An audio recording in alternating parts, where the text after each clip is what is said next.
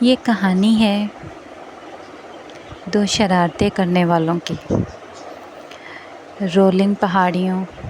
اور COBOL stone گلیوں کے درمیان سے بسے ایک عجیب رنگین گاؤں میں دو شرارتی بہن بھائی، ریان جس کی عمر 10 سال اور ریا جو کہ 7 سال کی تھی، رہتے تھے، اور جو ہمیشہ اچھے نہیں ہوتے۔ ریان بڑا بھائی اور ریا جو ہمت کرنے والی ہے، وہ چھوٹی بہن ہے، گاؤں کے گرد گھومتی ہے، چنچل مذاق کا آغاز کرتی ہے جو اس کے غیر مشکوک رہائشیوں کے روزمرہ کے معمولات کو ہلا دیتی ہے۔ ان کا پہلا مذاق گاؤں کے ہلچل بھرے بازار میں شروع ہوتا ہے، جہاں بہن بھائی پانی سے بھرے غباروں کے لیے تربوز بدلتے ہیں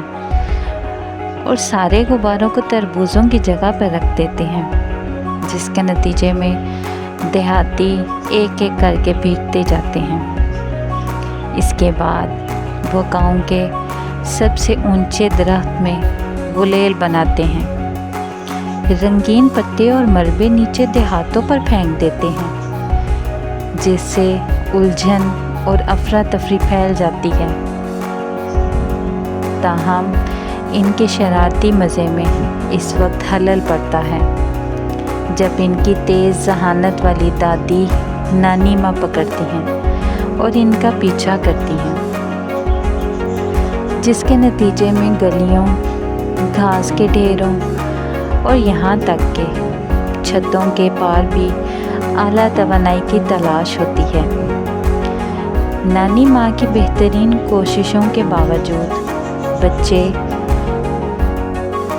ایک اور مذاق کرنے میں کامیاب ہو جاتے ہیں اور اسے گاؤں کے تالاب میں گرا کر آس پاس جمع ہونے والے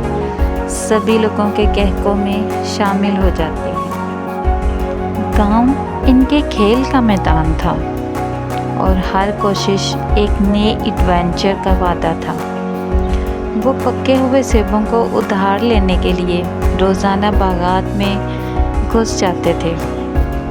جو کہ ایک بوڑھے کسان کے تھے۔ وہ ان کو دیکھ کر ناراضگی کا مظاہرہ کرتا اور ادھار سیب دینے پر سر ہلا دیتا اور بڑبڑاتا، لیکن وہ ان دونوں بہن بھائی کی چنچل حرکات کو پسند کرتا تھا۔ ایک دفعہ موسم گرما کی ایک دوپہر کو ریا نے فصل کے سالانہ تہوار کے لیے گاؤں کے چشمے کو دوبارہ سجانے کا منصوبہ بنایا۔ ریان جو ہمیشہ شامل ہونے کے لیے بے چین رہتا تھا، ڈرائنگ کے لیے چاک، سجاوٹ کے لیے پھول اور یہاں تک کہ اضافی حیرت کے لیے چند مینڈک جو کہ قریبی تالاب سے لائے گئے، جس نے اگلی صبح گاؤں والوں کو ہنسی میں مبتلا کر دیا۔ مینڈک اس طرح چھلانگ لگا رہے تھے جیسے وہ جشن کا حصہ ہوں، اور سب ان کو دیکھنے کے لیے جمع تھے۔ جیسے ہی دن کا اختتام نانی ماں کے گاؤں والوں کے ساتھ ہنستے ہوئے ہوتا تھا، ریان اور ریا اگلے جنگلی مہم جوئی کی منصوبہ بندی کرتے ہیں، یہ جانتے ہوئے کہ گاؤں میں زندگی کبھی بورنگ نہیں ہوگی جب تک وہ لوگوں کے آس پاس ہوں گے۔